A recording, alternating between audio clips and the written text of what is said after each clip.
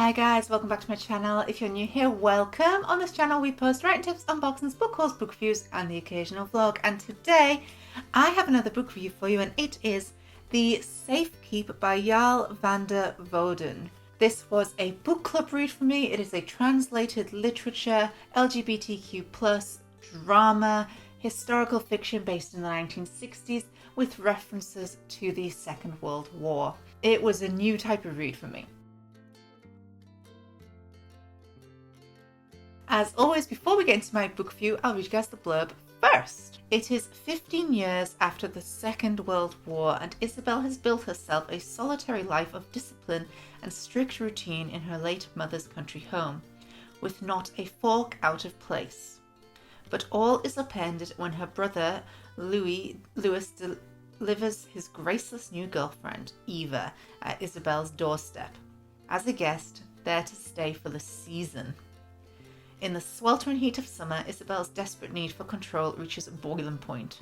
What happens between the two women leads to a revelation that threatens to unravel all she has ever known. Before I get into my review of this, don't forget, if you like what you see, to subscribe to this channel. Your continued support means a lot, so thank you guys so much. First of all, it's quite an interesting cover. It's one of those where the front page is smaller than the book, which does confuse me, but I found it quite pretty. The inside is based on the mother's hair china with the blue and the white. I don't quite understand what the front is based on. It does have a lot of reviews. On the front we have It Blew Me Away. I haven't been as enthralled by a novel for a long time. That's Maggie O'Farrell. We have Razor Sharp, Perfectly Plotted, a thrilling story from Sunday Times. It is the Women's Prize winner of fiction in 2025. Alice Wynne says a simply fantastic work of literature. The Guardian, an impressive debut. Miranda Cowley Heller, A Dream of a Novel.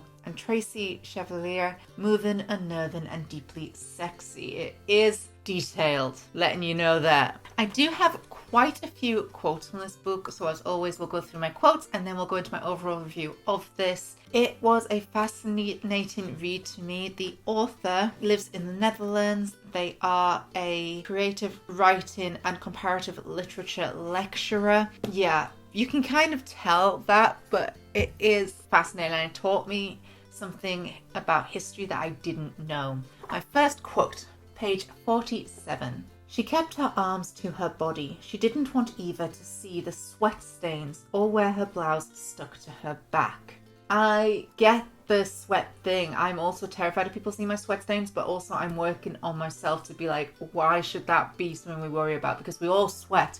We all get sweat marks in nervous or hot situations, but it does kind of show Isabel's form and relationship and feelings. Page 48. Once, when Isabel was 12, her mother found a pile of blood-soiled stockings Isabel had kept under her bed, and for the mess, Isabel received 2 strikes over her wrists. It had been her first period, and she thought she was dying.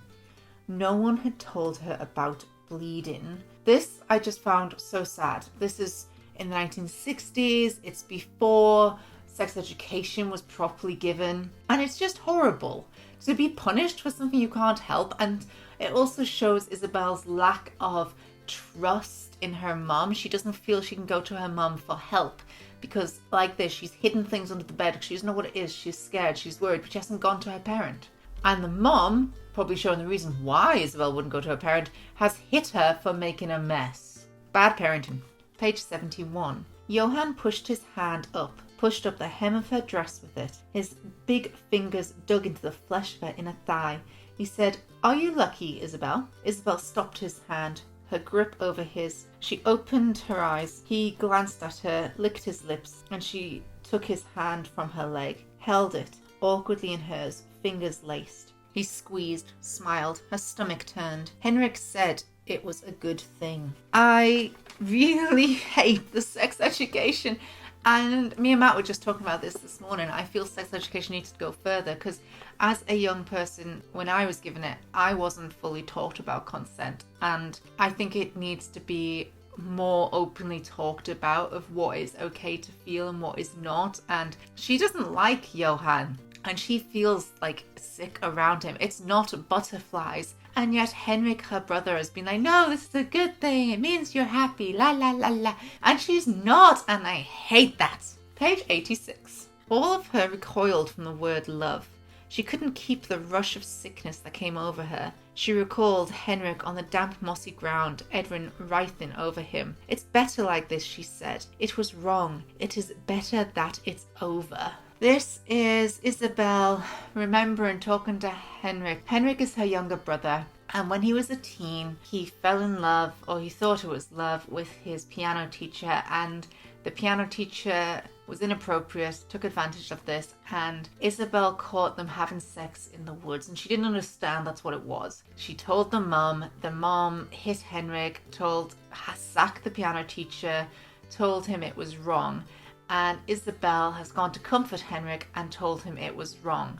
They are referring to being gay as wrong, not to the relationship with the older man. And this is the 1960s. It was representing when you weren't allowed to be openly gay, when it was still seen as this bad thing. And something also to remember is this is after the Second World War, where if you were gay, you were sent to concentration camps. So in one respect, you could think that the mom is trying to protect her son, because if he is found, she's seen this happen. But at the same time, the mum is not giving off that vibe. It's so sad. Homophobia is just wrong. Page 103. They danced and smoked and shimmied on socks, and then a fast song turned slow, and Henrik took Sebastian's hand. In good humour at first, then serious, then with purpose. Sebastian went with a small smile, settling against him, face turned, cheek to Henrik's shoulder. Eva seemed lost in a moment. Out of breath on the edge of the carpet, she noticed, and then noticed. She sat down, eyes on the two men. Her hair had come loose and was sticking to her face, the sheen of sweat. She was blushing fiercely, not just from the exercise, Isabel thought, not just from that. Sebastian is Henrik's partner, and they're never referred to in that way, but they are. And this is just a lovely moment where they feel they can be themselves around Isabel and around Eva, who is Lewis's girlfriend, who is living with Isabel by this point, which means Eva has given them the idea that they are safe with her. And I just find it really nice, even though Isabel is seeing it as something wrong. Page 196. She wanted me to come have tea at a cafe at the corner. I thought, oh, she has someone waiting there who will get me and send me to the Germans. That's what I thought. And then I thought, that can't happen anymore. Isn't that strange, how that works? You can think something that used to be true but isn't true anymore, but still believe it in your bones. This is the point I started to like this book. I found at the beginning of this book it was very slow. I wasn't quite into the style of writing, but it did settle with me eventually. I thought, here we go. As soon as it started, it's going to be these two women getting together, but Isabel's like really stuck up, doesn't want to realize her feelings. And I just wanted it to be deeper than that. And oh my God, did it go deeper. It turns out Eva is a Jew and her parents were sent to the concentration camp. She was managed to stay out of the concentration camps. Her parents paid to have her hidden. They couldn't afford to hide themselves. Her father died in the camps. Her mother got out, found her.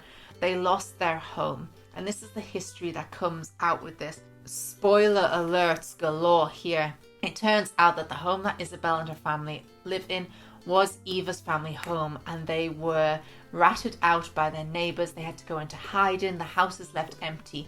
And what I didn't realise is that these houses were taken by people, and then when people survived the concentration camps and tried to go home, other people were living in their house, using their belongings. They weren't given their belongings. They weren't given the money for the houses. They weren't given their houses back. What the fuck? I had no idea. And yet at the same time, why hadn't I even questioned what happened? Like, oh my God. This also explains why Eva is so uncomfortable in restaurants, because that was somewhere very dangerous for her. She could have been seen and ratted out by anyone. We're now on to my last quote from this book, page 239. Isabel said it again. Lewis, I will never marry. Henrik will never marry, and I will never marry. Do you understand? This is Isabel telling Lewis that the idea that she will marry a man and therefore she can't own a house because why would a man want to live in a house that's not his own, that he hasn't bought? And her basically telling him that she's never going to marry because she's lesbian. She's not going to marry a man. And this is still in the 1960s where you cannot marry same sex. But instead of saying she's lesbian, she can't use that word. So instead she says Henrik will never marry, who they both know is gay. He will never marry, she will never marry. And it's just so sad. But really good representation for the 1960s. It is correct. It's just sad. This is one of the reasons I avoid books in this era. It just makes me upset. Overall, it is very well written. It has the themes of love. It has the themes of racism, of elitism. Is that the right word? Wealth over poor, misunderstanding, miscommunications. It has character arcs of Isabel learning about herself, of learning to love. It has character arcs of Eva learning forgiving Isabel to an extent. She was a child. She didn't know about the house and all of this. It sort of reads a little bit like a mystery because the opening scenes is Isabel finding a shard of pottery in the garden, pottery that she doesn't remember ever being broken. So it's written a bit like a mystery, which I enjoyed. I did struggle at first, but then I was sucked in. It also explores homophobia as well. And as I said, I had no idea about the heartbreaking history about houses that for people who were sent to the concentration camps. Like, heavy. Overall, I gave this book 8 for enjoyment, 10 for writing style, 9 for plot, 10 for world building, 8 for characterization, 10 for representation, and 10 for originality. I gave it 4.5 stars out of 5. I did really enjoy it. I would be interested to read more from this author. I am impressed that I read it and enjoyed it because it is literally the years I try to avoid. It's not historic enough for me to be like, it's history. It's way too modern history to be ignored. Yeah, 4.5 stars. I would recommend reading this book. And that's it for this book review. Thank you guys so much for watching. I hope you enjoyed what you see. If you like this video, don't forget to subscribe to this channel. If you like to see as soon as I upload, click the little bell down below. You can also follow me on Instagram, Facebook, and Tumblr. I post general bookish pictures as well as some writing tips and unboxings on there. And thanks for watching, guys. Bye!